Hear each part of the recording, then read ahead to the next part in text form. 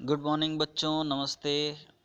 आज हम शुरू कर रहे हैं लास्ट चैप्टर बायोमोलिक्यूल्स, और इसके बाद वाले जो चैप्टर्स हैं chemistry in everyday life and polymers, उनको सिलेबस से रिमूव किया गया है। इस वजह से ये लास्ट चैप्टर है। इस चैप्टर को शुरू करें उससे पहले हम देख लें कि सिलेबस में क्या इस चैप्टर में से डिलीट हुआ है और क्या रिटेन रहा है।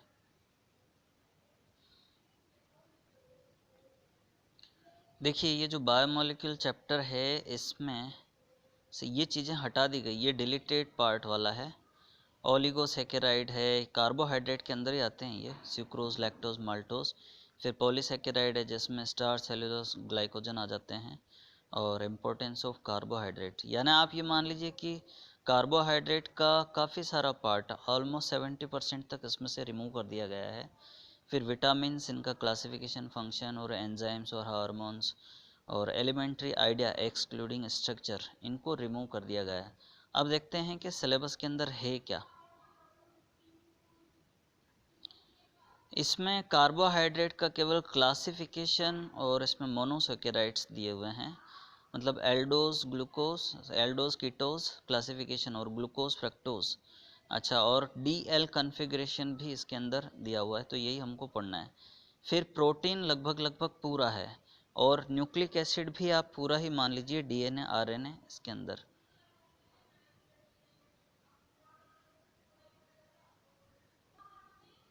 पहले हम देखें introduction. Biomolecules are the organic molecules that are involve in the maintenance and metabolic processes of living organisms. Thus, they build up the living system and are responsible for their growth and maintenance. अब इसमें several types दिए हुए हैं, carbohydrate, protein, lipid, nucleic acid, ATP molecule आदि। हालांकि ATP हम नहीं पढ़ेंगे, लिपिड भी हम नहीं पढ़ेंगे, हम इसमें पढ़ेंगे चैप्टर में कार्बोहाइड्रेट, प्रोटीन और न्यूक्लिक एसिड। बायोमोलिक्यूल्स को क्लासिफाई करें जिनका मॉलिक्यूलर वेट कम है, उसके अंदर amino acid, sugar, nucleotides, lipid, water, mineral वगैरह आ जाते हैं। हालांकि वाटर बायोमोलिक्यूल में इंक्लूड नहीं है, लेकिन सॉल्वेंट के फॉर्म में यूज़ होता है। तो ये कुछ एग्जांपल हैं। एमिनो एसिड, अब एमिनो एसिड क्या होता है, जिसमें एमाइन ग्रुप और एसिडिक ग्रुप दोनों होते हैं।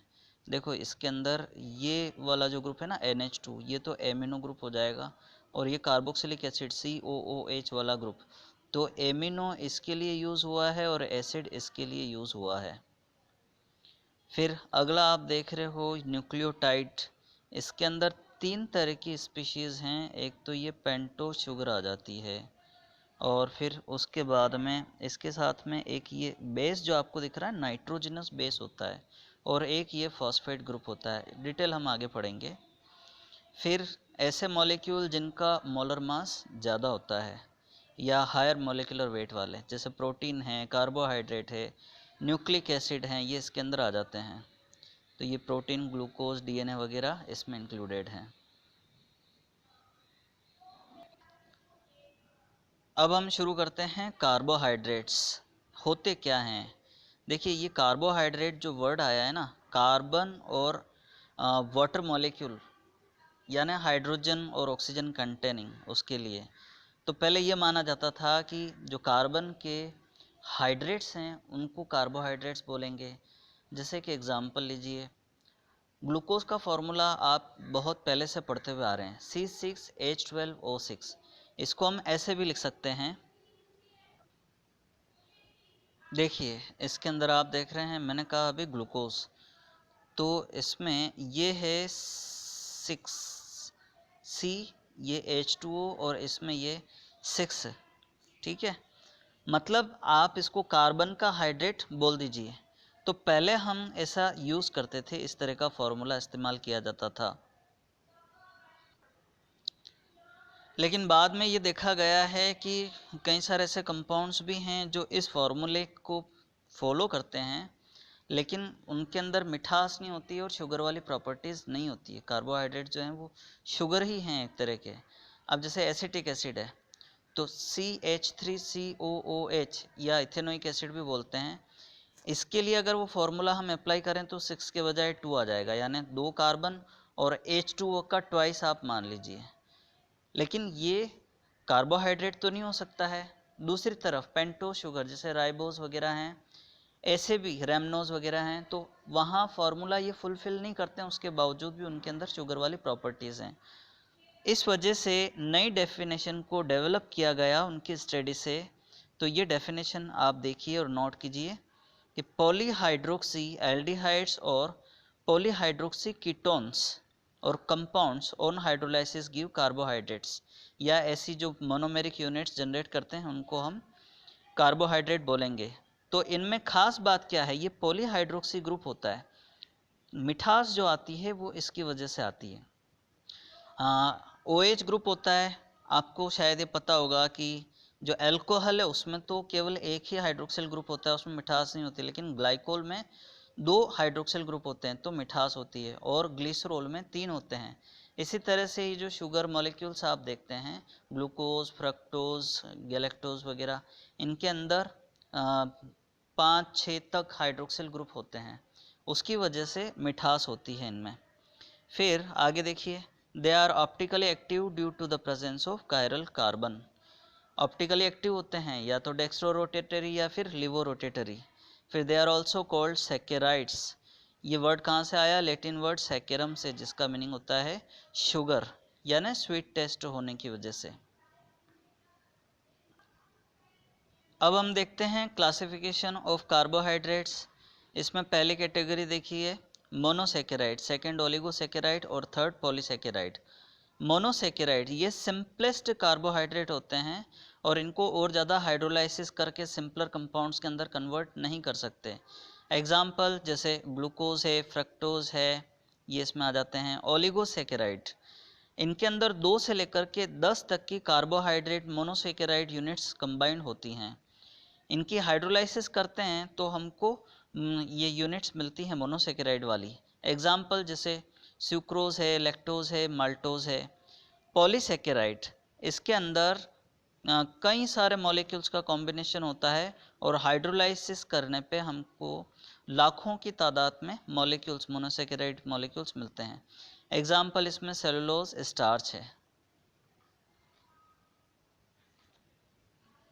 कार्बोहाइड्रेट को एक और तरह से क्लासिफाई कर सकते हैं, sugar and non sugar. Sugar के अंदर मोनोसेकेराइड और ओलिगोसेकेराइड आ जाते हैं, जो क्रिस्टलाइन सॉलिड होते हैं, पानी में डिजोल्व हो जाते हैं और इनका टेस्ट स्वीट होता है। नॉन शुगर ये पॉलीसेकेराइड्स हैं और एमरफस होते हैं, पानी में डिजोल्व नहीं होते हैं और टेस्टलेस होते हैं, यानी इनकी जो स्वीटनेस इनके अंदर नहीं होती है। एक और बेसिस है क्लासिफिकेशन का, जिसमें रिड्यूसिंग और नॉन रिड्यूसिंग शुगर बोल सकते हैं इनको। 2 कैटेगरी। रिड्यूसिंग के अंदर ये कार्बोहाइड्रेट जो इनके अंदर एल्डिहाइड या कीटोनिक फ्री फंक्शनल ग्रुप होता है और ये फेलिंग सॉल्यूशन या टोलेन सॉल्यूशन को रिड्यूस कर सकते हैं, जैसे कि माल्टोज, लैक्टोज वगैरह है। दूसरी कैटेगरी है नॉन रिड्यूसिंग शुगर, इनके अंदर free aldehyde ketonic functional groups नहीं होते हैं, तो ये रिड्यूस नहीं कर पाते हैं फेलिंग या टॉलेंस रिएजेंट को। जैसे एग्जांपल सुक्रोज। अब हम देखते हैं थोड़ा एनसीईआरटी की तरफ मूव करके, मोनोसेकेराइड्स। मोनोसेकेराइड हमने पढ़ा है कि जिनकी जो सिंपलेस्ट यूनिट्स होती हैं, जिनको फर्दर आप हाइड्रोलाइज करके और सिंपल यूनिट्स नहीं बना सकते। अब इसमें डिपेंड करता है कार्बन नंबर एटम पर। जैसे अगर 3 कार्बन एटम है तो हम उसको ट्रायोस बोलेंगे। उसमें फंक्शनल ग्रुप कौन सा है, अगर एल्डिहाइड है तो एल्डो ट्रायोस और अगर कीटोन है तो कीटो ट्रायोस। इसी तरह से रेस्पेक्टिवली 4, 5, 6, 7 कार्बन एटम्स हैं तो tetrose, pentose, hexose and heptose aldehyde और कीटोन फंक्शनल ग्रुप के बेसिस पर। अब हम देखते हैं ग्लूकोज। पहले मेथड ऑफ प्रिपरेशन, इसको बनाने के तरीके। नेचर से ही बनता है, नेचर से ही हमको मिलता है। सुक्रोज केन शुगर, चाय और कॉफ़ी में जो हम शुगर डालते हैं वो सुक्रोज ही होती है। उसकी हाइड्रोलाइसिस करते हैं। अच्छा, इसका फार्मूला C12H22O11। इसकी हाइड्रोलाइसिस करते हैं किसी एसिड या कैटालिस्ट की प्रेजेंस में, तो हमको ग्लूकोज और फ्रक्टोज मिलते हैं। ध्यान देना, यहाँ ग्लूकोज और फ्रक्टोज इन दोनों के फार्मूले सेम हैं, लेकिन स्ट्रक्चरल फार्मूला डिफरेंट होता है। ये एल्डोज शुगर है जबकि ये कीटोज शुगर होती है। दूसरा मेथड है स्टार्च से बनाने का। स्टार्च का फार्मूला C6H10O5 और N बहुत सारी यूनिट्स का कॉम्बिनेशन होता है। इसकी भी हाइड्रोलाइसिस करते हैं या कैटालाइटिक हाइड्रोलाइसिस करते हैं तो ग्लूकोज हमको मिलता है। एनालिसिस करने पर ये पाया गया है कि जो ग्लूकोज होता है उसकी स्ट्रक्चर कुछ इस तरह की होती है, जिसमें एक ये एल्डिहाइड ग्रुप होता है और बाकी पॉलीहाइड्रोक्सी ग्रुप्स इसमें अटैच्ड होते हैं। और ये आपको पता है कि ऑप्टिकली एक्टिव होता है। इसकी जो नेचर है वो डेक्स्ट्रो रोटेटरी है, इसलिए इसको डेक्स्ट्रोज भी कहा जाता है। और इसका मॉलिक्यूलर फार्मूला C6H12O6 मिला। और HI के साथ में रिएक्शन करने पर इसमें एन हेक्सेन स्ट्रेट चेन हमको मिलती है, जो ये इंडिकेट करती है कि सारे कार्बन एक लीनियर चेन की फॉर्म में अवेलेबल होते हैं, यानी इसके अंदर ब्रांचिंग नहीं होती है। फिर आगे हम इसकी रिएक्शंस देखें तो हाइड्रोक्सिल एमिन और HCN हाइड्रोजन साइनाइड, आपको याद आया होगा हमने एल्डिहाइड और कीटोन की रिएक्शंस पढ़ी थी, उनके अंदर पड़ा था जो अमोनिया के डेरिवेटिव्स हैं उनके साथ में रिएक्शन। तो इसमें यहाँ देखिए ये जो ग्लूकोज है इसको ट्रीट कर रहे हैं हाइड्रोक्सिल एमिन के साथ में, तो हमको ये ऑक्सिम मिलता है। इसी तरह से ग्लूकोज को हम ट्रीट करते हैं हाइड्रोजन साइनाइड के साथ में, तो ये साइनोहाइड्रिन वाला ग्रुप हमको मिलता है। माइल्ड ऑक्सीडाइजिंग एजेंट जैसे ब्रोमीन वाटर उसके साथ में ट्रीट करने पर जो एल्डिहाइड वाला ग्रुप है वो कार्बोक्सिलिक एसिड ग्रुप के अंदर कन्वर्ट हो जाता है और ये जो कंपाउंड बना इसका नाम है ग्लूकोनिक एसिड। बाकी वाला जो पार्ट है वो एज इट इज़ रहता है, लेकिन अगर हम कोई स्ट्रोंगर ऑक्सीडाइजिंग एजेंट यूज़ करें जैसे नाइट्रिक एसिड है या पोटेशियम परमैंगनेट है उसकी प्रेजेंस में, तो उसमें क्या होता है कि स्ट्रॉन्ग ऑक्सीडाइजिंग एजेंट इसको सैकेरिक एसिड के अंदर कन्वर्ट कर देते हैं। जैसे ये ग्लूकोज है तो स्ट्रॉन्ग ऑक्सीडाइजिंग एजेंट यूज़ करते हैं तो एल्डिहाइड वाला ग्रुप और टर्मिनल कार्बन हाइड्रोक्सिल वाला ग्रुप, इन दोनों को ही ये कार्बोक्सिलिक एसिड वाले ग्रुप के अंदर कन्वर्ट कर देता है। दूसरी तरफ जो ग्लूकोनिक एसिड हमने पहले भी देखा, तो इस ग्लूकोनिक एसिड का भी ऑक्सीडेशन होता है तो ये सैकेरिक एसिड के अंदर कन्वर्ट हो जाता है। फिर देखते हैं हम एसिटाइलेशन। ये रिएक्शन एस्टरिफिकेशन वाली ही रिएक्शन समझ लीजिए। इसके अंदर एसिटिक एनहाइड्राइड के साथ में इसको जब ट्रीट किया जाता है तो हाइड्रोक्सिल ग्रुप में से जो एच है वो रिमूव हो जाता है और एसिटिक एनहाइड्राइड का एसाइल वाला ग्रुप या एसिटाइल वाला ग्रुप अटैच हो जाता है, तो हमको ये प्रोडक्ट मिलता है ग्लूकोज पेंटा एसिटेट। इसमें जो पांचों हाइड्रोक्सिल ग्रुप है वो उसमें COCH3 ग्रुप यानी एसाइल ग्रुप अटैच हो जाता है, पेंटा एसिटेट हमको प्रोडक्ट की फॉर्म में मिलता है। अब हम थोड़ा इसके स्ट्रक्चर के बारे में चर्चा कर लेते हैं। देखिए ये ग्लूकोज जो फर्स्ट स्ट्रक्चर है ये ग्लूकोज की है, सेकंड वाली ग्लूकोनिक एसिड की है जहाँ पर ये कार्बोक्सिलिक एसिड ग्रुप में कन्वर्ट है, और थर्ड वाली है सैकेरिक एसिड की जहाँ दो कार्बोक्सिलिक एसिड वाले ग्रुप हैं। लेकिन इन सब के अंदर अगर आप देखेंगे तो बाकी का जो पार्ट है वो एक जैसा है। तो इसमें कार्बन नंबर 1 ये हो गया, 2 ये हो गया, 3 ये हो गया, 4 5 और 6 कार्बन एटम्स हैं इसमें। तो कार्बन नंबर जो फर्स्ट है वो तो एल्डिहाइड वाला ग्रुप है। कार्बन नंबर सेकंड से लेकर के लास्ट तक हर कार्बन के ऊपर हाइड्रोक्सिल ग्रुप अटैच्ड है। आप देखेंगे तो जो तीसरे नंबर का कार्बन एटम है उसमें हाइड्रोक्सिल ग्रुप जो आपको लेफ्ट हैंड साइड में दिख रहा है और बाकी वाले केसेस में राइट हैंड साइड में दिख रहे हैं। ये जो कन्फिग्रेशन है 3D में आपको इमेजिन करने की ज़रूरत पड़ेगी, जिसमें आप ये मान करके चलिए कि जो ये CHO वाला ग्रुप है ये हमारी तरफ मूव है और बाकी वाले जो ग्रुप हैं वो प्लेन से अंदर की तरफ मूव किए हुए हैं। तो ये टेट्राहेड्रल स्ट्रक्चर, हर कार्बन जो है वो टेट्राहेड्रली अरेंज्ड है। तो 3D के अंदर हम इसको इमेजिन करें तो इन स्ट्रक्चर को इजीली समझ पाएंगे। आगे आप देख रहे हैं मेंशन किया हुआ है कि ग्लूकोज को correctly D glucose, D plus glucose की फॉर्म में लिखा जाता है।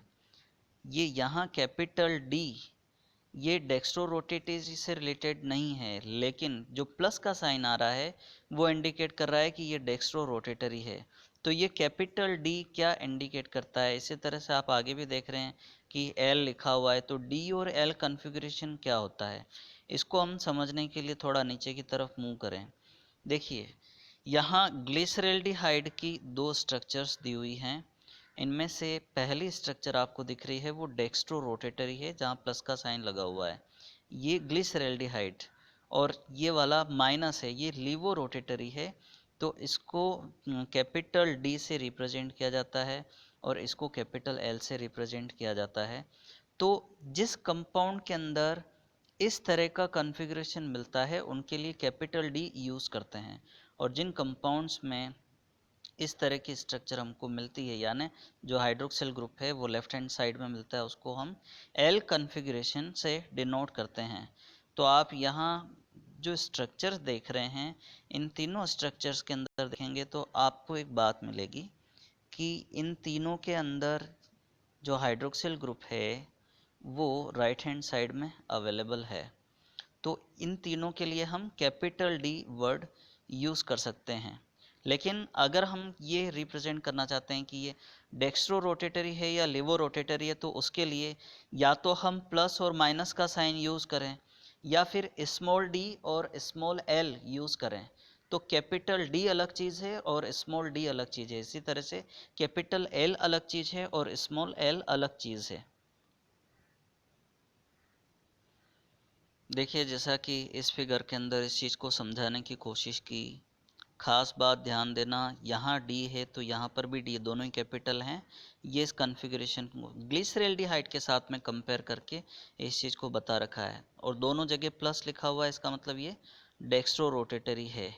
ध्यान देना, अगर मान लो ग्लूकोज के बजाय अगर हम फ्रक्टोज ले लें तो वहाँ पर भले ही ये कैपिटल डी वाला कॉन्फ़िगरेशन शो करे, लेकिन वो एक्चुअल में लिवो रोटेटरी होता है, इसलिए वहाँ पर हम यहाँ प्लस के बजाय माइनस का साइन यूज़ करेंगे।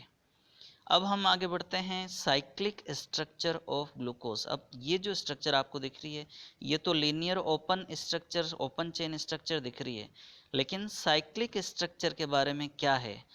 कुछ जो रिएक्शंस हैं हम देखें कि इसके अंदर एल्डिहाइड ग्रुप होते हुए भी 2,4-DNP टेस्ट और शिफ्ट टेस्ट और सोडियम बाइसल्फाइड टेस्ट नहीं देता है। तो रीज़न क्या है, इसका मतलब ये हुआ कि जो एल्डिहाइड ग्रुप है वो फ्री नहीं है।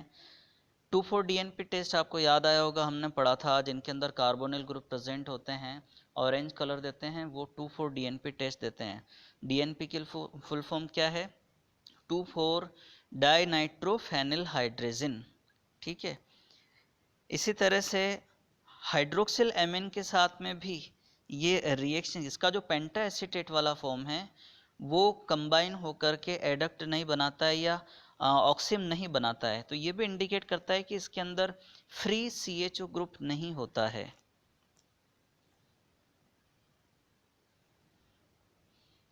ग्लूकोज भी दो तरह की कैटेगरी के अंदर मिलता है, एक को बोला जाता है अल्फ़ा और दूसरे को बोला जाता है बीटा। ये इनके कॉन्फ़िगरेशन पर डिपेंड करता है। जो कार्बन नंबर 1 होता है जहाँ पर CHO ग्रुप होता है, फिर आप जैसे जैसे नीचे की तरफ मूव करोगे तो आपको पता लगेगा कि उसमें हाइड्रोक्सिल ग्रुप है, उनका अरेंजमेंट कुछ इस तरह का होता है। देखिए इसके अंदर जो ये सेकंड वाली स्ट्रक्चर है ये ओपन चेन स्ट्रक्चर है। अब कार्बन नंबर 5 पर जो हाइड्रोक्सिल ग्रुप है, ये कार्बन, इसका जो ऑक्सीजन है, ये कार्बन नंबर 1 के कार्बन के साथ में ये जो डबल बॉन्ड ऑक्सीजन के साथ में बन रहा है, ये ब्रेक होकर के और ऑक्सीजन के साथ में बॉन्ड बनाता है। तो ये जो ऑक्सीजन है वो ब्रिजिंग बॉन्ड का काम करता है, और ये हाइड्रोजन यहाँ से रिमूव होकर के इस ऑक्सीजन के साथ में कंबाइन हो जाता है। तो आप देखते हैं इसके अंदर एक साइक्लिक स्ट्रक्चर बन जाती है। अब ये जो साइक्लिक स्ट्रक्चर है ये भी दो तरह की बनती है। इसमें ये वाली जो स्ट्रक्चर है इसमें आप देख रहे हैं हाइड्रोक्सिल ग्रुप आपको राइट हैंड साइड में दिख रहा है। इस तरह का जो कॉन्फ़िगरेशन मिलता है उसके लिए हम अल्फ़ा टर्म यूज़ करते हैं। दूसरी तरफ आप देख रहे हो, अगर hydroxyl group left hand side में दिखता है तो उसके लिए हम बीटा इस्तेमाल करते हैं। तो ये जो दो टाइप हैं, अल्फ़ा डी ग्लूकोज और बीटा डी ग्लूकोज, इसमें प्लस का जो साइन है दोनों के लिए ही आ रहा है, इसका मतलब ये डेक्स्ट्रो रोटेटरी हैं। तो ये जो दोनों टाइप्स हैं ग्लूकोज के, ये आपस में एनोमर्स हैं, मतलब इनकी मॉलिक्यूलर फार्मूला सेम है, स्ट्रक्चरल फार्मूला भी सेम है, लेकिन इनका स्पेटियल अरेंजमेंट डिफरेंट है। अच्छा, एक बात और है कि ये जो साइक्लिक फॉर्म आप लोगों ने अभी देखी, तो इनमें इनकी जो स्ट्रक्चर है कॉमनली वो पायरेन से मिलती जुलती है। ये 6 मेंबर्ड रिंग होती है, लेकिन उस 6 मेंबर्ड के अंदर 5 तो कार्बन होते हैं और 1 ऑक्सीजन होता है। तो इसकी स्ट्रक्चर से मिलती जुलती ये दोनों स्ट्रक्चर होती है। ये पास में आपको जो दो स्ट्रक्चर दिख रही है, ये दोनों ऑलमोस्ट सेम स्ट्रक्चर है। फर्स्ट वाली अल्फा है और सेकंड वाली बीटा जो आप लोगों ने अभी देखी थी, वही वाली स्ट्रक्चर है जिसको 6 मेंबर्ड रिंग की फॉर्म में हमने रिप्रेजेंट किया हुआ है। इनके अंदर बस एक छोटा सा डिफरेंस है, जो कार्बन नंबर एल्डिहाइड वाला कार्बन नंबर 1 था, जिस पर ऑक्सीजन के साथ में हाइड्रोजन अटैच होकर हाइड्रोक्सिल के अंदर कन्वर्ट हुआ था, वो कार्बन नंबर 1 ये वाला है। इसके अंदर भी आप देखिए ये वाला, तो ये अल्फा वाला है, ये बीटा वाला है। अल्फा वाले के अंदर जो हाइड्रोक्सिल ग्रुप यहाँ नीचे की तरफ है और बीटा वाले के अंदर ये ऊपर की तरफ अवेलेबल है। बाकी सारी जगहों पर एज इट इज़ इसका अरेंजमेंट होता है। और लास्ट वाला जो कार्बन है वो जो CH2OH की फॉर्म में हाइड्रोक्सिल ग्रुप के साथ में, वो इस तरह से अरेंज्ड रहता है। तो इनको हम ग्लूकोपायरेनोस स्ट्रक्चर बोलते हैं, क्योंकि पायरेन से इनकी स्ट्रक्चर रेसेम्बलेंस शो करती है।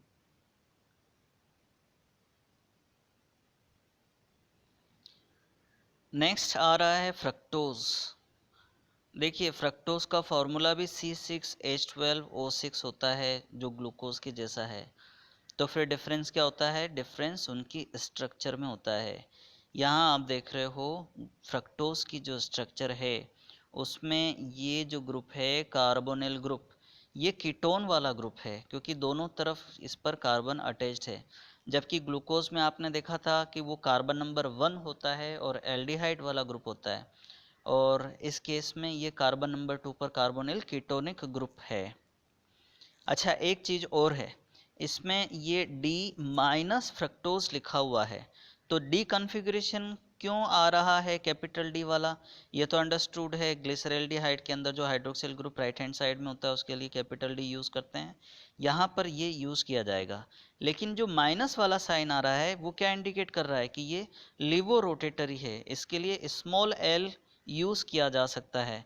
और एक चीज़ पर ध्यान देना, ये इस चीज़ के बारे में तभी पता पड़ पाता है जब हम प्लेन पोलराइज्ड लाइट को इस सैंपल के सॉल्यूशन में से पास करते हैं, तो वो लिवो रोटेटरी यानी एंटी क्लॉकवाइज रोटेट करता है, जिससे हम आइडेंटिफाई कर पाते हैं कि ये लिवो रोटेटरी नेचर का होता है। अच्छा, अब इसकी जो स्ट्रक्चर है, जैसे आपने पहले ग्लूकोज वाले केस में देखा था, वो स्ट्रक्चर पायरेन के साथ में रेसेम्बलेंस शो करती थी। यहाँ पर फ्यूरेन के साथ में ये रेसेम्बलेंस शो कर रही है। इसमें भी दो तरह की स्ट्रक्चर्स हमको दिखती है। देखिए, फ्यूरेन 5 मेंबर्ड रिंग है, जबकि पायरेन आपने देखी थी वो 6 मेंबर्ड रिंग थी। इसके अंदर 4 तो कार्बन है, 1 2 3 एंड 4, और एक ऑक्सीजन इसके अंदर रहती है। तो इसके साथ में ये इसकी स्ट्रक्चर रेसेम्बलेंस शो करती है। पहले हम देखें साइक्लिक फॉर्म में जब ये कन्वर्ट होता है तो इसका अरेंजमेंट किस तरह से होता है। इसमें इसी तरह से आप देखिए, जो कार्बन नंबर 5 है उस पर जो हाइड्रोक्सिल ग्रुप का हाइड्रोजन है वो रिमूव होता है, और ऑक्सीजन ब्रिजिंग बॉन्ड का काम करके कार्बन नंबर 2, जहाँ कार्बोनिल ग्रुप या कीटोनिक ग्रुप है, उसके साथ में बॉन्ड बनाता है। तो अगर वो hydroxyl group right hand side में है तो उसके लिए हम अल्फ़ा वर्ड यूज़ करेंगे, और अगर ये लेफ्ट हैंड साइड में है तो उसके लिए हम बीटा वर्ड यूज़ करेंगे। लेकिन ये ध्यान रखना कि ये दोनों ही लिवो रोटेटरी होते हैं। अब इसकी जो स्ट्रक्चर है 3D के अंदर आप इमेजिन करो, तो कुछ इस तरह की होगी। इन दोनों में सिमिलरिटी तो केवल कार्बन नंबर जो 2 है उस पर इन ग्रुप्स का अरेंजमेंट है, उसको देखिए, केवल इसमें डिफरेंस आ रहा है अल्फा और बीटा के अंदर। यहाँ पर CH2OH ऊपर है, OH नीचे है, और यहाँ CH2OH नीचे है और OH ऊपर की तरफ है। तो ये अल्फा वाली स्ट्रक्चर हो गई और ये बीटा वाली। अच्छा, दोनों ही नेगेटिव है, इसका मतलब क्या हुआ, लिवोरोटेटरी है। इसको हम फ्रक्टोफ्यूरेनोस बोलेंगे, ये भी फ्रक्टोफ्यूरेनोस है, केवल अल्फा और बीटा कॉन्फ़िगरेशन में डिफरेंट होते हैं। नेक्स्ट हेडिंग डाइसैकेराइड और पॉलीसैकेराइड की है, लेकिन ये हमारे सिलेबस से हट चुका है, इसलिए हम आगे बढ़ते हैं प्रोटीन की तरफ। नेक्स्ट हमारा हेडिंग आ रहा है प्रोटीन्स। ये वर्ड ग्रीक वर्ड प्रोटियोस से जनरेट हुआ है, जिसका मतलब होता है ऑफ प्राइम इम्पोर्टेंस या प्राइमरी इम्पोर्टेंस वाला। प्रोटीन आप लोग फैमिलियर हैं कि ये मिल्क है, चीज़ है, दालें हैं और पीनट्स हैं, फ़िश है, मीट है, उनके अंदर मिलता है। और जितने भी एमिनो एसिड्स हैं वो सारे के सारे अल्फ़ा एमिनो एसिड्स के पॉलीमर्स होते हैं। अल्फ़ा एमिनो एसिड, पहले हम समझे एमिनो एसिड क्या होता है, हम पहले भी देख चुके हैं। जिस कंपाउंड के अंदर एमिनो ग्रुप और एसिडिक ग्रुप मिलता है उसी को हम एमिनो एसिड बोलते हैं। जैसे आप यहाँ देखिए NH2 ग्रुप और ये कार्बोक्सिलिक ग्रुप, इसके लिए एमिनो वर्ड और उसके लिए एसिड वर्ड यूज़ किया जाता है। ये अल्फ़ा एमिनो एसिड है। अल्फ़ा कहाँ से आया समझिए, इसमें जिस कार्बन पर ये आप देख रहे हैं carboxylic acid principal functional group है, तो इसके जस्ट पास वाला या एडजेसेंट कार्बन एटम उसको हम अल्फ़ा कार्बन बोलते हैं। आगे की चेन में अवेलेबल है उनको रेस्पेक्टिवली बीटा, गामा, डेल्टा वगैरह बोलेंगे। तो अल्फ़ा कार्बन पर अगर एमिनो ग्रुप अटैच्ड है तो हम उसको अल्फ़ा एमिनो एसिड बोलेंगे।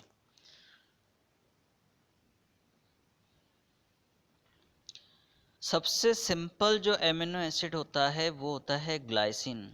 आप R की जगह पर हाइड्रोजन लगा दीजिए तो ये ग्लाइसिन होगा, और ये वर्ड ग्रीक वर्ड ग्लाइकोस से जनरेट हुआ है, जिसका मीनिंग होता है स्वीट। ठीक है, तो अब अगर R या हाइड्रोजन लगा दिया हमने तो ग्लाइसिन हो गया, लेकिन उसके अलावा जितने भी एमिनो एसिड हैं वो सारे ऑप्टिकली एक्टिव होंगे। क्यों होंगे? क्योंकि आपको ये पता है कि ये जो कार्बन है जिस पर R ग्रुप अटैच्ड है, अगर R के बजाय हाइड्रोजन है तो 2 हाइड्रोजन हो गए, वो एक तरह से सिमेट्री शो करेगा। लेकिन अगर R अटैच हो गया कोई दूसरा ग्रुप तो ये जो सेंटर वाला कार्बन है ये एक कायरल कार्बन हो जाएगा, जिसके साथ में अटैच्ड चारों ग्रुप डिफरेंट हैं। हमारी बॉडी में 20 एमिनो एसिड्स मिलते हैं, नेचर में मिलने वाले ये 20 एमिनो एसिड्स हैं, इनके नाम यहाँ दिए हुए हैं। ठीक है, ये लिस्ट है और इसके अंदर लिस्ट में सेकंड कॉलम में R की स्ट्रक्चर दी हुई है, फिर आगे शॉर्ट फॉर्म दिया हुआ है और सिंगल लेटर इनका सिंबल भी दिया हुआ है। आप देख रहे हैं कहीं कहीं पर एमिनो एसिड में जैसे ये स्टार लगा हुआ है, ये स्टार क्या इंडिकेट करता है, ये एसेंशियल एमिनो एसिड हैं। एसेंशियल का मतलब क्या हुआ, क्या होता है कि हमारी बॉडी के अंदर जो एमिनो एसिड हैं प्रोटीन बनाने का काम करते हैं, तो कुछ एमिनो एसिड तो हमारी बॉडी के अंदर बन जाते हैं, मतलब बाहर से लेने की ज़रूरत नहीं होती है। लेकिन कुछ एमिनो एसिड जो हमारी बॉडी में नहीं बन पाते हैं तो वो बाहर डाइट के सोर्स से हमको लेने की ज़रूरत पड़ती है, इसलिए उनको एसेंशियल एमिनो एसिड भी बोलते हैं। फिर एक चीज़ तो क्लियर है, आपको ये बात समझ में आ रही होगी कि जो एमिनो एसिड्स हैं वो एसिडिक और बेसिक दोनों तरह का बिहेवियर शो कर सकते हैं। अच्छा, ये इस बात पर डिपेंड करता है एम्फोटेरिक कब होगा, जब उनमें एमिनो ग्रुप और कार्बोक्सिलिक ग्रुप दोनों बराबर होंगे तो वो एम्फोटेरिक नेचर का होगा। लेकिन अगर कार्बोक्सिलिक ग्रुप ज़्यादा हैं तो वो एसिडिक नेचर का होगा, लेकिन अगर एमिनो ग्रुप ज़्यादा हैं तो वो ओवरऑल बेसिक नेचर का होगा। और ये ज्विटर आयन बनाते हैं वाटर में डिजोल्व होने पे। ज्विटर आयन क्या होता है हमने पहले पढ़ा है, मैं फिर भी बता देता हूँ। ये एमिनो ग्रुप वाटर से प्रोटॉन को एक्सेप्ट करके NH3 पॉजिटिव के अंदर कन्वर्ट हो जाता है, कैटायनिक पार्ट, और इसी तरह से ये जो कार्बोक्सिलिक एसिड वाला ग्रुप है ये हाइड्रोजन को प्रोटॉन की फॉर्म में रिमूव करके एनायनिक पार्ट के अंदर कन्वर्ट हो जाता है। तो एक ही स्पीशीज के अंदर केटायनिक पार्ट और एनायनिक पार्ट दोनों आ जाते हैं, तो ऐसी स्पीशीज को हम ज्विटर बोलते हैं। फिर एक खास बात है कि यहाँ लिखा है कि most natural occurring amino acids है कैपिटल एल कॉन्फ़िगरेशन। ये कैपिटल एल क्यों आया, वही ग्लिसरैल्डिहाइड को आप रिकॉल करो, वहाँ हाइड्रोक्सिल ग्रुप लिया हुआ था, बस यहाँ पर आप एमिनो ग्रुप को इमेजिन कीजिए। ये एमिनो ग्रुप अगर राइट हैंड साइड में है तो कैपिटल डी होगा और लेफ्ट हैंड साइड में है तो कैपिटल एल होगा, तो इसलिए हमने एल यहाँ पर यूज़ किया है।